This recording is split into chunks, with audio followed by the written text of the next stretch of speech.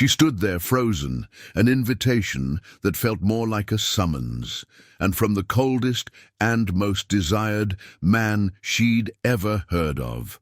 Welcome to Love Above All, Passion and Power Stories. Before we begin this story, I have a challenge for you.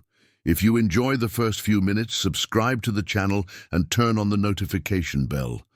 But be warned, this could be one of those stories where a fiery passion between billionaire Blackwell and Anna Carter ignites a desire for revenge, purely for pleasure, purely for power. Are you ready?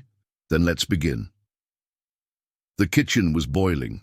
Pots bubbled, steam rose through open windows, and the sound of chopping knives mixed with muffled shouts of commands. It was Monday at the neighborhood restaurant where Anna worked, and that meant chaos. She was 3 hours into a shift that had barely begun, her uniform stained with sauce and her face streaked with sweat. But her eyes, large, dark, determined, stayed alert, always moving. That day, however, something was about to change, and it would all begin with a phone call. "Anna, it's for you," the manager shouted, surprised. "It's from Blackwell Corp?" She froze. Blackwell Corp. The same corporation that owned dozens of luxury businesses, that dominated the world of fine dining and upscale hospitality. Her hands trembled as she picked up. "Anna Carter?" asked a polished female voice. "Yes, this is she. Mr. Matthew Blackwell would like to see you, in person, today, 6 p.m., at the top floor of the Icon building, downtown."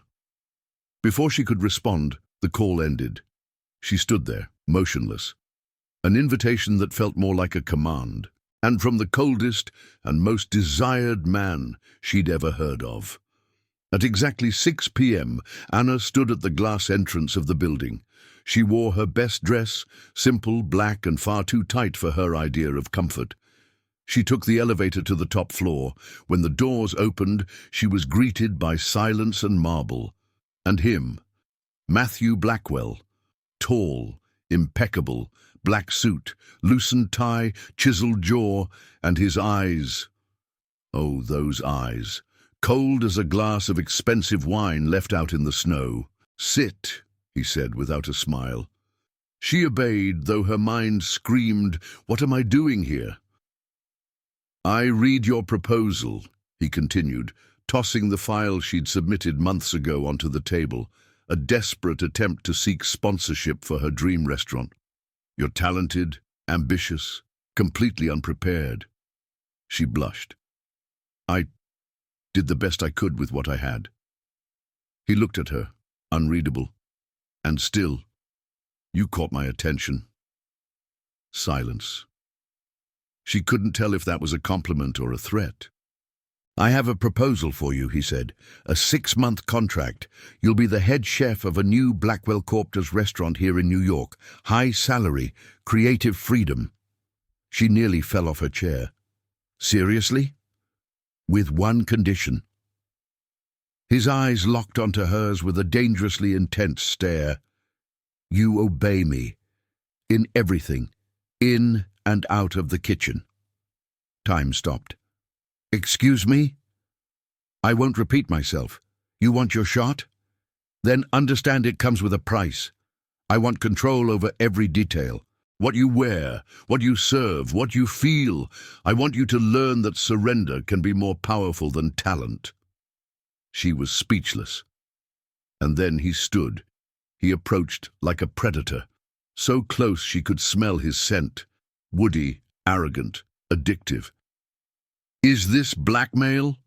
she whispered, her voice shaking. He leaned in, too close. "This is power."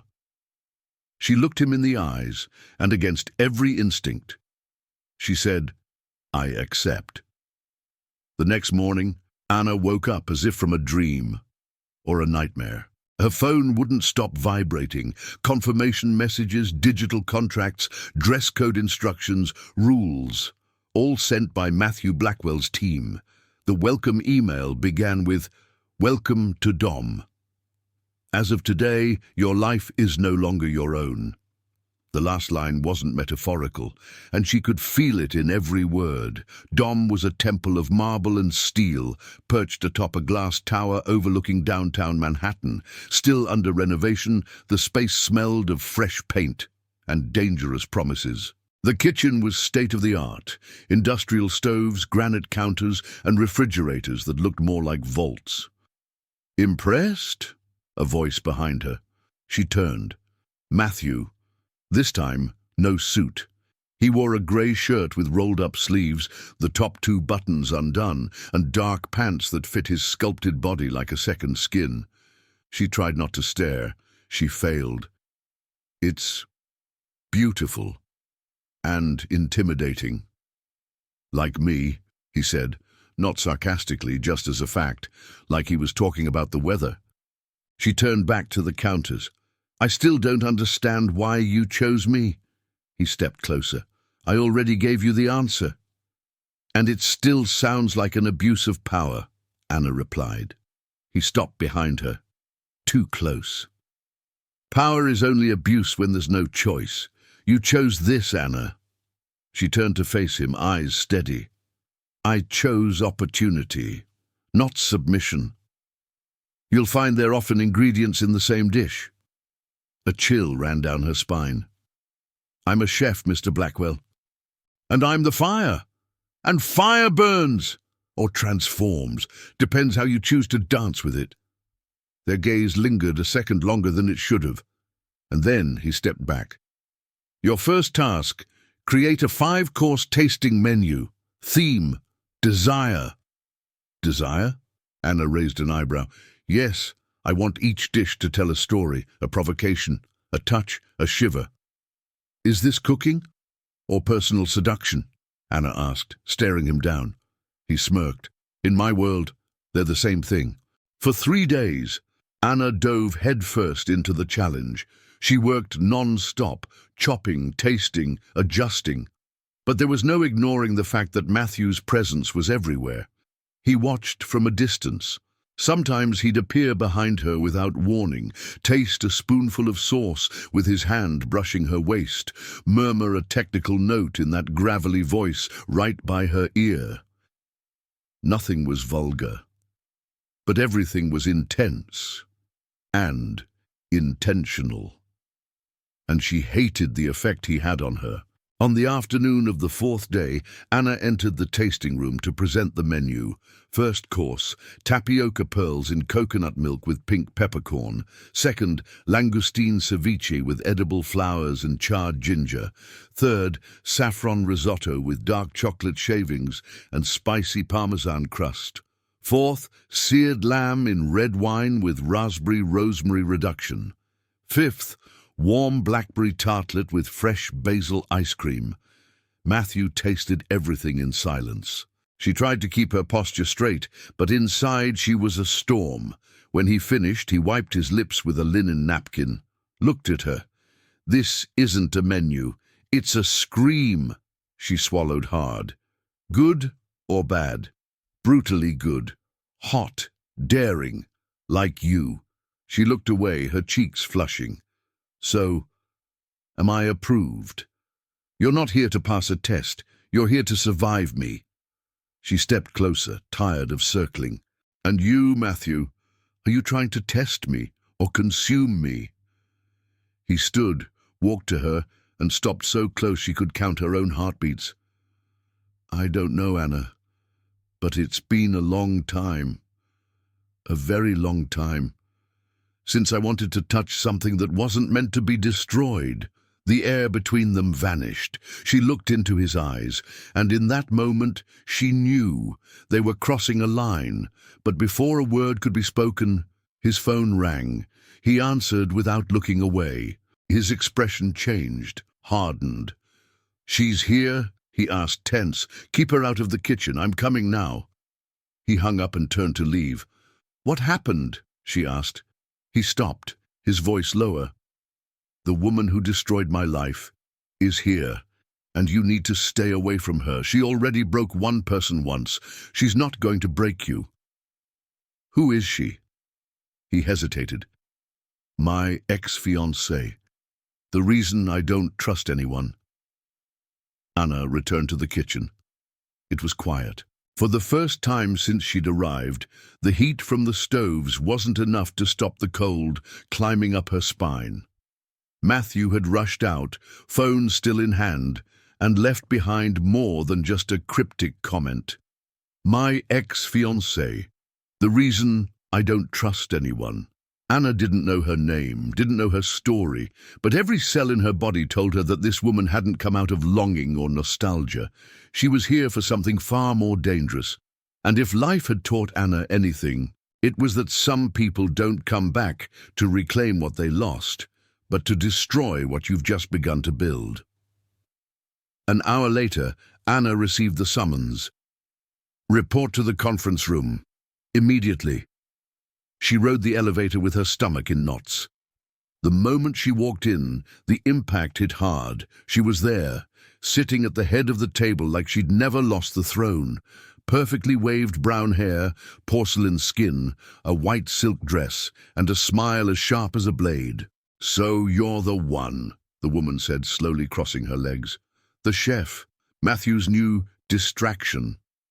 Anna held her posture. And you are? Claire Belmont, ex-fiancée, and soon-to-be partner of the new Blackwell resort branch in Portugal. In other words, a thorn in your side. The door shut behind them. They were alone, and Claire seemed to enjoy that. I came to meet the woman who's filling the spot that not long ago was mine, she continued, her tone sweet but laced with poison. Not the position, of course, the body. I wasn't aware that was a position to be filled, Anna replied, staring her down. Claire smiled as if Anna had just paid her a compliment. Oh, darling, you're beautiful, young, full of ideas. But don't be fooled. Matthew doesn't love, he controls, and when he loses control, he walks away. Maybe he's changed. Men like him don't change, they just switch toys until they break. Anna didn't flinch. And you? Did you come to fix the old toy, or break the new one?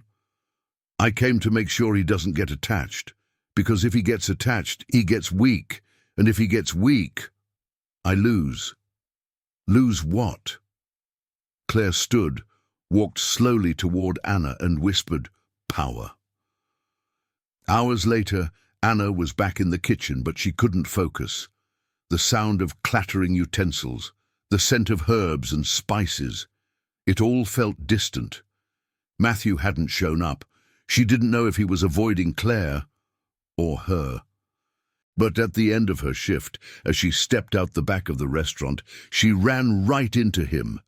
I need to talk to you, he said, no preamble.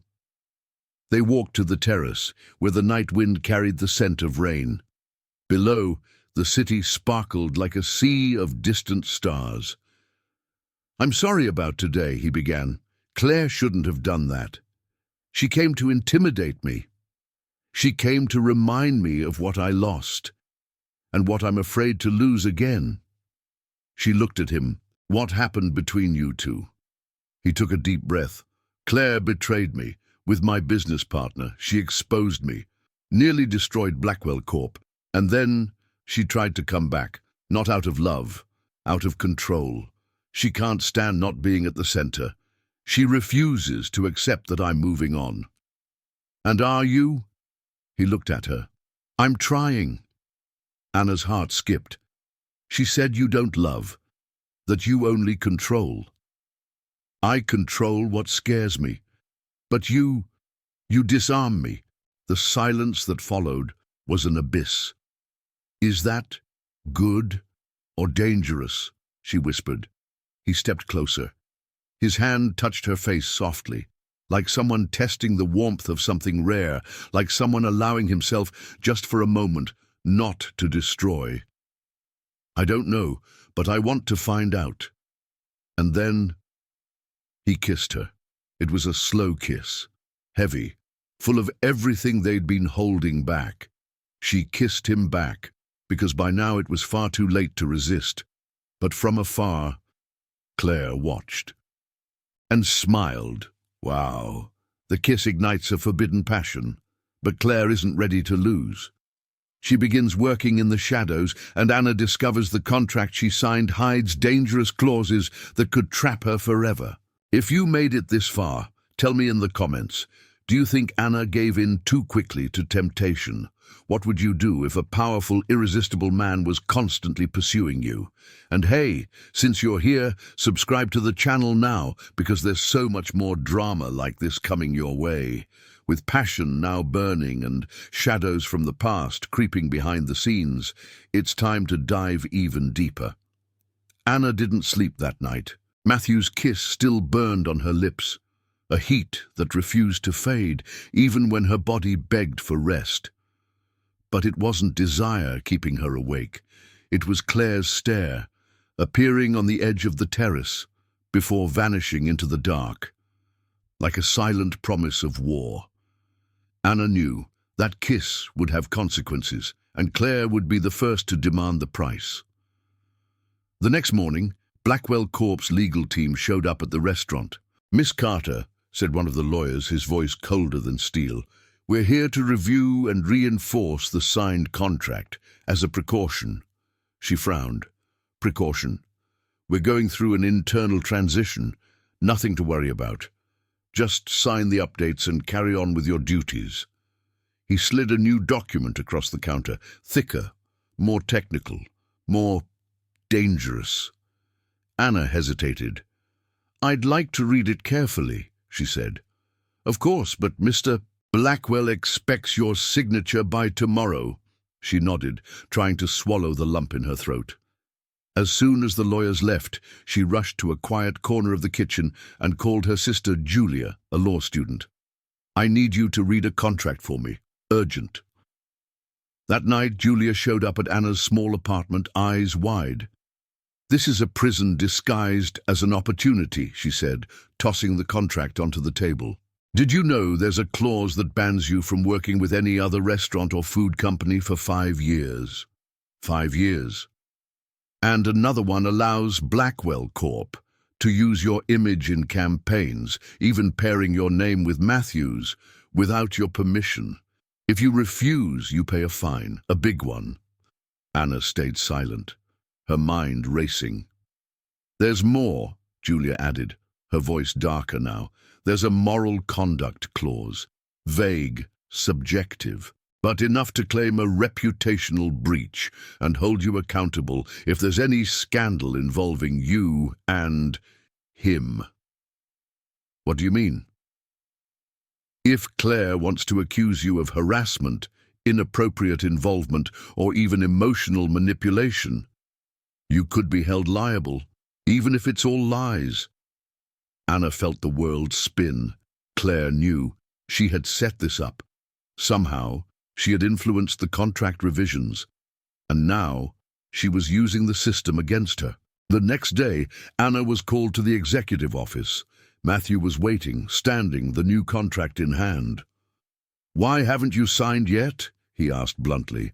"Because there are clauses in here that turn me into a showroom piece. And I'm a woman, Matthew, not a product." His brow furrowed. "That's an exaggeration." "It's the truth. I can be removed for inappropriate conduct if Claire decides to start a scandal. And worse, you can use my face to promote a story that isn't mine." "I'd never do that." She stepped closer. "And what if you don't have a choice? What if Claire pressures the board? What if the press starts digging into our relationship?" His silence was answer enough. "I trusted you," she said softly. "But this contract is a trap, and you're pretending not to see it." He sighed, exhausted. "I built this world, Anna, but it's been eating me alive for years. And now you've stepped into it. Maybe I should have kept you away. Maybe you should have." She walked away, heart-breaking. That night, Claire appeared at the kitchen door. "How's it going, Chef?" she asked with a smug smile. "Did you sleep well after the kiss?" "What do you want?" "To warn you that you're playing on the wrong board. This game is about power, money, survival, and you're playing with emotion. You're going to lose. I play with truth, and that's something you don't even know where to begin." Claire stepped closer, her eyes cold. Matthew once loved me, and when he realizes how fragile you are, he'll come back to me. She turned and walked away, leaving Anna burning inside. In the middle of the night, Anna made her decision. She gathered her notebooks, recipes, and menu drafts and packed them into a backpack. She climbed to the penthouse, knowing Matthew worked late there. When he saw her, he looked up, eyes tired. "Here to say goodbye?" She placed the backpack on the table. "I'm here to say I still want to stay, but I won't sign that contract." "Then what do you propose?" She took a deep breath. "A new agreement, no submission, no traps, no fear." He looked at her, and for the first time, there was hope in his eyes. Matthew accepts the challenge, a new contract, a second chance, but the war with Claire is far from over, and she's about to play her dirtiest card yet, a secret from Anna's past that could ruin her in the public eye. With the past about to be weaponized and the feelings between Anna and Matthew growing more intense and more dangerous, the game takes a darker, more thrilling turn. The new contract arrived 2 days later. Drafted by an independent attorney with no clauses of domination or loopholes for control, it was professional, fair, and more than anything, liberating. Matthew didn't say much when he handed it over, just a look, steady and quiet, like a man still learning how to live outside a world where everything was about possession, not partnership. "We're equals now," he said. "In and out of the kitchen." Anna signed it with a light heart, but the peace didn't last.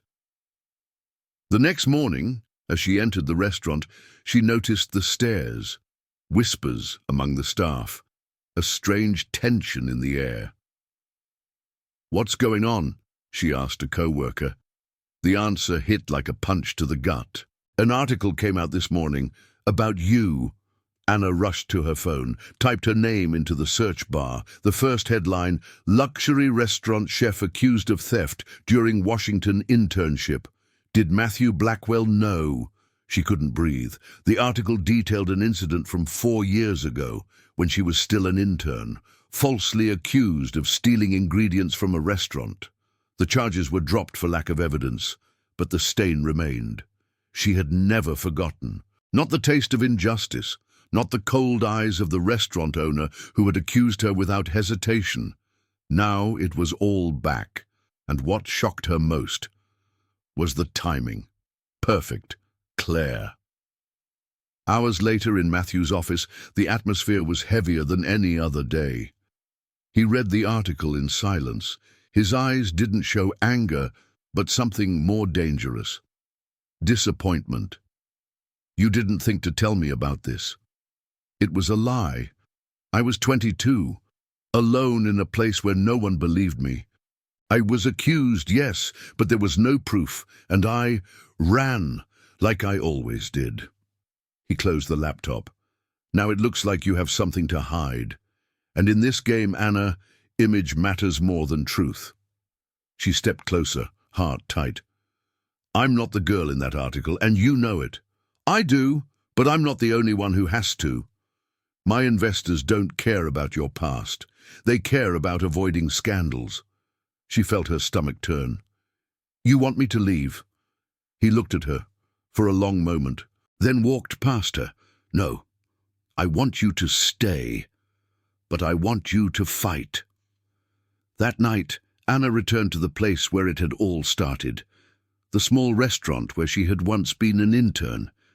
Just walking in made her tremble. But she did. The former owner was behind the counter, older now, but with the same hard eyes. "You again? What do you want?" "An apology, or a video admitting you lied, or I'll sue you." He laughed. "You've got no proof." She raised her phone.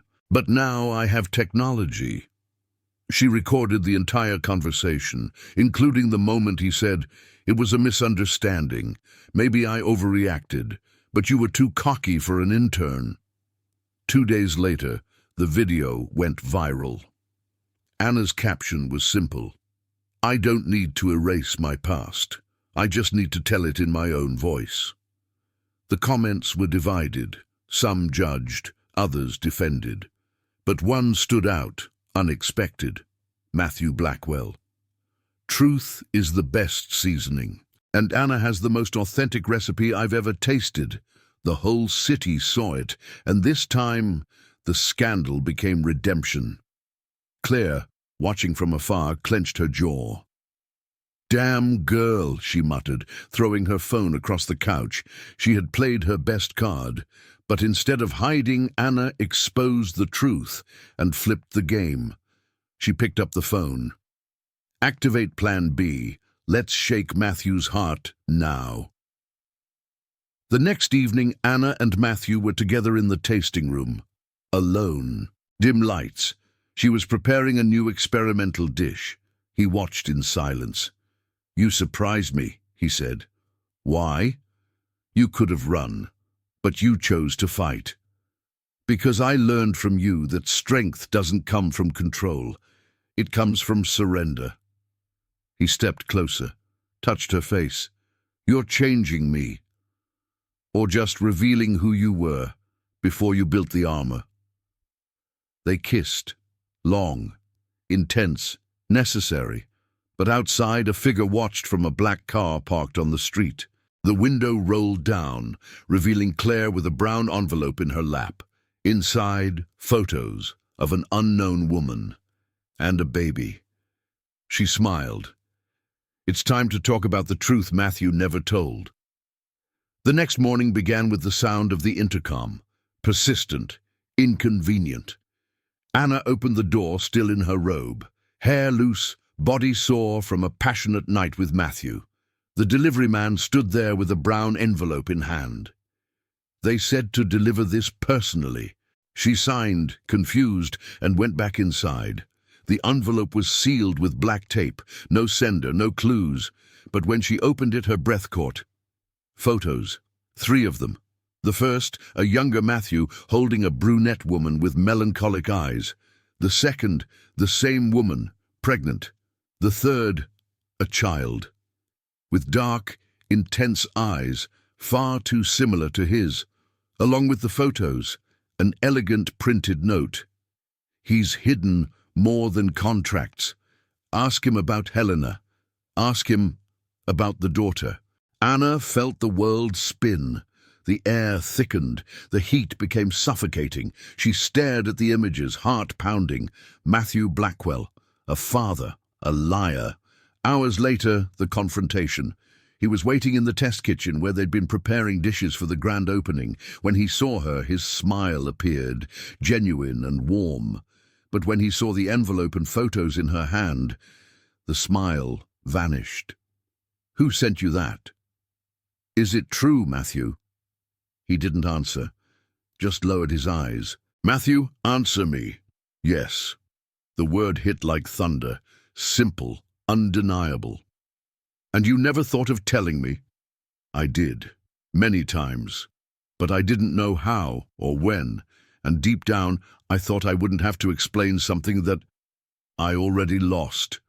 She felt the ground give way. "What do you mean, lost?" He ran a hand through his hair, agitated. "Her name is Helena.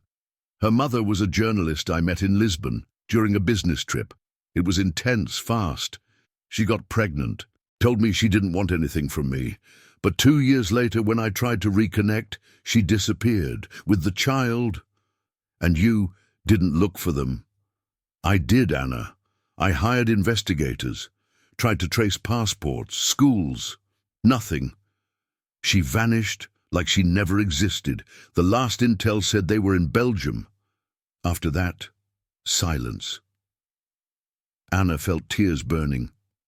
"Why didn't you tell me?" "Because you're the only person who's ever seen me without armor. And I was afraid. Afraid you'd see me as a father who failed, a man who lost something he never had a chance to protect." She went quiet. Long, painful silence. "And now?" "Now I want to find her. I want to try again, and I want to do it with you by my side." "You didn't ask me," Anna said, "because I thought you'd leave me." She stepped back, then another step. "I don't know what to think. Anna, I need to breathe." And she walked out. For 2 days, Anna disappeared, turned off her phone, checked into a small hotel downtown. She wandered the streets, her thoughts tangled. She didn't know if she was hurt because he hadn't told her, or because she had found out in the worst possible way, but she knew one thing for sure. Something inside her had cracked. Meanwhile, Claire was already in motion. "She disappeared?" she asked, satisfied, to the lawyer beside her. "Yes. Matthew's called her several times. He's shaken." "Perfect. Now file for the injunction. I want her new contract cancelled. Claim emotional instability and professional misconduct." "You think it'll stick?" "I don't need to win. I just need it to stain. After that, no one will want to hire the chef who ran from a scandal." But what Claire didn't expect was for Anna to return before the blow could land. On the third day, Anna showed up at Matthew's penthouse. He was sitting in the dark, shirt unbuttoned, half a bottle of wine beside him. When he saw her, he stood slowly. No words. Unsure if he could touch her, she spoke first. "I'm not perfect, and neither are you." He swallowed hard. "But I'm loyal, and you kept the most important part of your life from me." "I know. But if you want to find her, Matthew, I'll go with you." His eyes welled with tears. "You still want to stay?" "I want to fight." He smiled, a broken smile, but a real one. "Then let's go. Let's find that girl, and fix whatever can still be fixed." She nodded, but at that moment, someone was filming them from the building next door, and the footage had already been sent to the press. Matthew's secret explodes publicly. While he and Anna embark on the search for Helena, the scandal erupts. But will their love survive the world's judgment and the reunion with the past? The headlines spread like wildfire. Matthew Blackwell has secret daughter, Chef Anna Carter, allegedly involved in concealing the child. Family scandal threatens opening of Dom. Will Blackwell Corp respond? Matthew stared at the laptop screen as if the words didn't make sense, but they did, and each one felt like a dagger. "It was Claire," he said, tossing the computer onto the couch. "She planned it all, recovering the photos, sending the envelope, leaking everything." "And she succeeded," Anna replied, sitting beside him. "But what she didn't expect was that we'd still be here, together." Matthew looked at her. His eyes weren't begging for forgiveness. They were asking for time and grace. "You think it's crazy to do this now, to search for Helena, face the scandal?" "It's crazier not to," Anna said. "She's your daughter, Matthew, and if there's even the slightest chance of finding her, you have to." "And you? Will you come with me?" She took a deep breath. "I'm not leaving now, but after, that depends on what we find." 2 days later, they were on a plane to Brussels, Belgium, the last trace of Helena's and Sophia's location. During the flight, the silence between them wasn't uncomfortable. It was thick, heavy with possibility. "Have you thought about what you'll say if you find her?" Anna asked, turning to him. "No, but I know it's going to hurt. Truth never comes without pain, but it never fails to heal." Matthew gave a tired smile.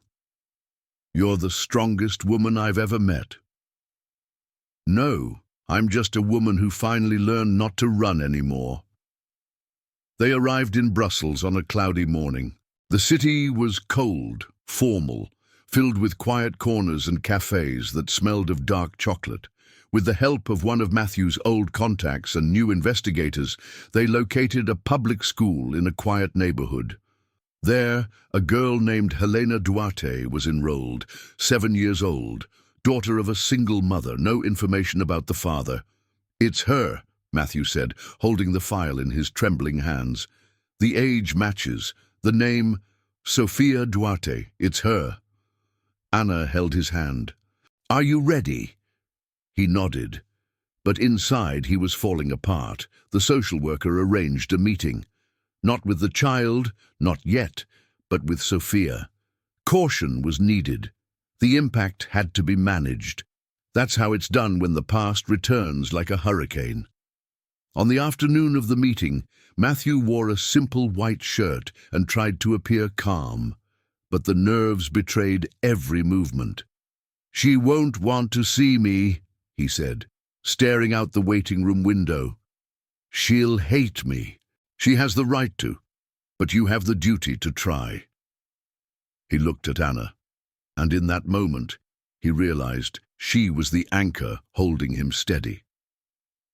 Sophia entered with a psychologist at her side, thinner than in the photos, more tense, but still with that same gaze, the one he had once learned to understand with a kiss. "Hello, Matthew," she said, sitting across from him. Sophia. Silence. Heavy, sharp. "You came," she added, "after all this time. I looked for you. I swear I tried." "Too late, Matthew," he swallowed hard. "I want to see my daughter." Sophia pressed her lips together. "She doesn't know who you are. I raised her on my own. She's sweet, creative, loves to draw, but she's afraid of men, and to her, you're a stranger." Matthew felt his chest tighten. "Let me try." Sophia looked at Anna, as if noticing her for the first time. "Are you the current one?" "I'm the one who helped him face all this," Anna said, meeting her gaze. "I didn't come to interfere. I came to support," Sophia sighed. "Maybe one day, but for now, no." "She's my daughter," Matthew whispered, "and she's my life. If you want to be part of it, you'll have to start from scratch. No rush, no promises. For now, the answer is no." They returned to the hotel in silence. Matthew collapsed on the bed, hands over his eyes. "I don't know if I can take this." Anna lay beside him. "You've survived much worse than this, and I'm here." "For how long?" She turned to face him. "As long as you don't run. As long as you have the courage to stay." He pulled her close, and in that embrace there was no desire. There was love. In construction, built with bricks of pain, mortar of hope, and open windows toward the future. They decided to return to New York, running on little sleep, heavy silence, and one painful certainty. The road to Helena would be long. But for the first time, Matthew seemed willing to walk it, with Anna by his side. As they landed, the press was waiting. Flashes, shouted questions. "Are you the child's father? Chef Anna, did you help cover up a secret daughter? Is it true the girl was used as blackmail leverage?" They rushed through the flashing lights to the car. Inside, silence returned, but this time something else sat between them, a rare kind of alliance. "We're in the eye of the storm," Matthew said, fastening his seatbelt. "Then we dance with it," Anna replied, forcing a smile despite the tightness in her chest. The next morning, the bomb dropped. The country's most influential newspaper ran the headline, "Ambition or Love? Chef Anna Carter, accused of manipulating Matthew Blackwell to climb Blackwell Corp." New documents and leaked messages suggest the chef's relationship with the businessman was strategic. Internal sources claim Anna used personal information to emotionally blackmail him. Sources also allege she knew about the daughter's existence and used it to strengthen their bond. The article came with screenshots, chopped-up conversations, edited and distorted, some real, some clearly fake, all out of context. And at the end, an anonymous quote. "She came in as a cook, but she's always had a taste for power. Blackwell fell for her like a fool." Former employee, identity withheld. Anna's body went cold as she read, and instantly she recognized Claire's touch. Every word was a knife. Matthew walked into her apartment unannounced. His face was serious, tense. "We need to talk." She was sitting on the couch, the folded newspaper beside her. "You believe this?" He didn't answer right away. He walked over to the window, as if searching for courage. "No, I don't want to believe it. But the board is already pressuring me. Blackwell Corp stock has dropped 4% in 2 days. They've asked for a public statement. And for your removal." Anna swallowed hard. "And you?" "I want to fight. But if I keep you by my side right now, I could destroy everything I've built. So the choice is between me and your reputation?" He turned around. "It's between what I can control and what I can't protect." She stood, eyes glassy. "You promised me that you wouldn't leave me alone in this, that you'd stay. And I want to. But Anna, I need to understand what's going on. How did Claire get access to those messages? How did she know about your feelings, the details of our first nights together?" She froze, and then she understood. It wasn't just Claire. It was someone inside, someone from the kitchen, someone I trusted. Matthew took a deep breath. "Then prove it. Speak out publicly. Say you love me, that you're here for me, not for gain." Anna hesitated. "You want me to say that to the press like it's a defense, as if loving you is an excuse to clear my name? It's the only way to what?" "To save us," Matthew said. She laughed, a sad, hollow laugh. "So we only survive if I turn my love into a headline, if I expose myself, justify myself, sell myself. That's not what It's exactly what you mean." She grabbed her purse. "I was the woman who taught you how to surrender. But now I see you still don't know how to love without fearing the loss of control." He tried to grab her arm. "Anna, I won't justify loving you, and I will never beg to stay." She walked out, and he didn't follow. In the days that followed, the media was flooded with rumors, gossip, and wild theories. Anna gave no interviews, released no statements. But one afternoon, a simple post appeared on her profile. "When you cook with love, you don't need to explain the flavor. Those who feel it, just know." The post went viral. Thousands of supportive comments, messages from women, from chefs, from mothers, from daughters. And among them, one comment stood out. "Matthew Blackwell, I know, and I miss the taste." With love in ruins and poison spreading like perfume at a high society party, the time for truth had come. But Claire wasn't done yet. She had one last card, and a cruel proposal that could separate Anna and Matthew for good. The Blackwell Corp. Headquarters had never been so quiet, and Matthew had never been so alert. 3 days had passed since Anna left, since he, in his eternal need for control, let her go without a fight. But what remained now wasn't pride. It was emptiness. He scanned through the restaurant's security footage, a habit he had abandoned in recent months, ever since she had taken up space in his life. But now he was searching for something, and he found it. In a recording from 3 weeks ago, he noticed something. A kitchen assistant, Bianca, on her phone near the cabinet where Anna kept her notebooks. She looked around, waited until no one was watching, and took pictures. And it wasn't just one day. Matthew found other recordings. Bianca snapping photos of notes, eavesdropping on conversations, getting close to the admin team. Always subtle, always smiling. Claire had a spy. That same night, Matthew confronted Bianca in a private room at the restaurant. She denied it, then hesitated, and finally broke. "She paid me, that's all. She said she wanted to protect the company, that you were blinded by a woman who was going to ruin everything. And you destroyed someone who never hurt you," he said, voice low. "I hope it was worth every cent." Bianca was fired, and Claire went into full attack mode. The next day, he found her already waiting in the penthouse conference room. "You betrayed me again," he said coldly. "Aren't you tired of losing?" "I haven't lost. Not yet." Claire stood, dressed impeccably in black, like she was attending a funeral. "You cast me aside, but I still have power, and I can take you down."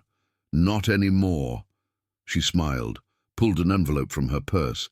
"What if I told you I found Helena?" He froze. "You're lying." "I'm not.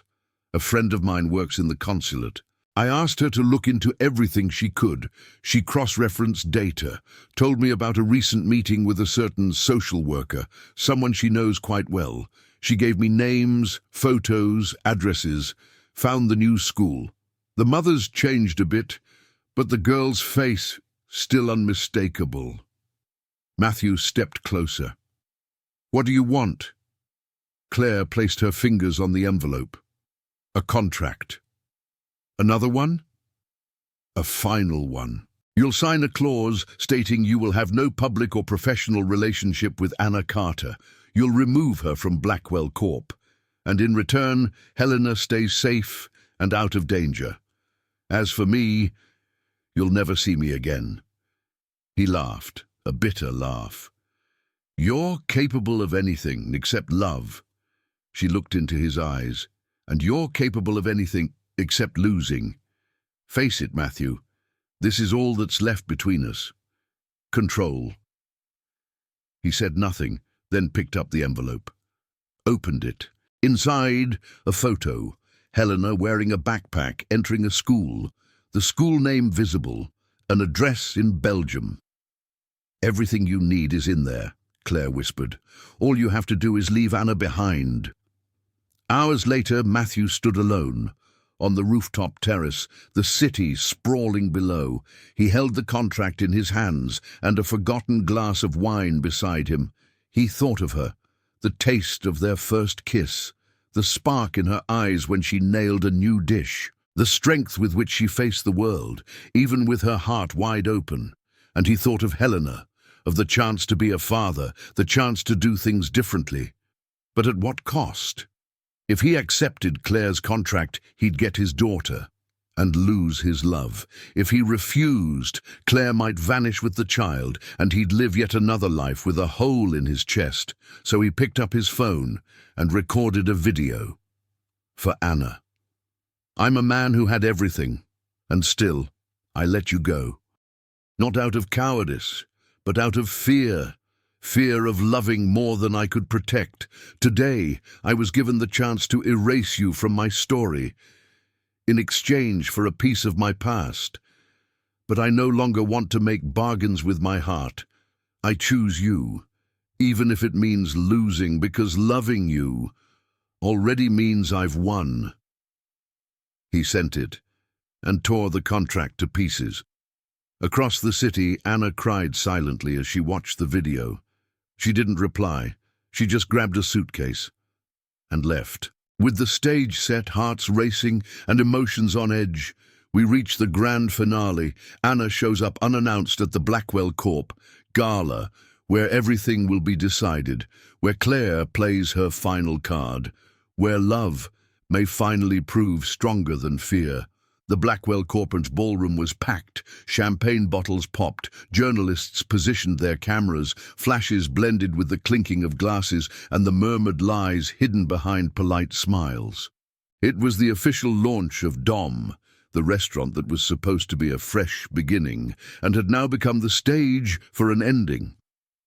Matthew was there, but he didn't belong, wearing a tailored suit, speech prepared, but his heart empty. Claire moved through the crowd like a silk-draped serpent. She believed she had won. She approached Matthew with a glass in hand. "Congratulations! You saved your image. Now, all that's left is saving your soul." He didn't answer. He knew she was bluffing. But he also knew that, for now, she still held the final card, Helena's whereabouts. At the back of the ballroom, the doors opened, and the air shifted. Anna walked in. She wore a deep burgundy dress, her hair loose, softly wavy, her gaze steady. She wasn't smiling, she wasn't rushing. She walked like each step was a decision. Matthew stopped breathing for a moment. She saw him, and for an instant, the entire room disappeared. Claire saw her too, and her blood turned cold. The woman she had sworn to destroy had returned, with something in her eyes Claire never had: truth. Anna approached slowly, stopped in front of Matthew, in full view of everyone. "I heard today's a day for celebration," she said, her voice clear, "so I figured it was the right time for a toast." She picked up a glass from a passing waiter's tray. "To love that isn't for sale, to what can't be erased by contracts, scandals, or fear, to what doesn't have to be perfect, just real." A murmur swept through the room. Glances exchanged, cameras lifted. Matthew, eyes glistening, took a step forward. "You came back because I realized that running meant letting fear win, and I'm not made to run. I tore up the contract. I saw. That's why I'm here." She looked deep into his eyes. "But I'm not here just for you, Matthew. I'm here for her too." And then she turned to Claire. "You won, didn't you?" Claire forced a smile. "I only revealed truths." "Then reveal this one. Tell everyone here where Helena is." Claire froze. "What?" "You know. We all know you know. And if you don't say it, you'll leave here not as a wronged executive, but as the woman who hid a child from her father." Everyone was watching. The cameras, the phones, the journalists. The silence in the room was almost sacred. Claire, cornered, tried to resist, but she was alone. "She's in Brussels, Belgium," she said, her voice cracking. "That's the last address I received." "Thank you," Anna replied, poised. "And now, leave." Claire stood frozen, but Matthew stared her down. "It's over, Claire, for good." She left, alone, no glasses, no applause. On the balcony, minutes later, Matthew and Anna stood together again.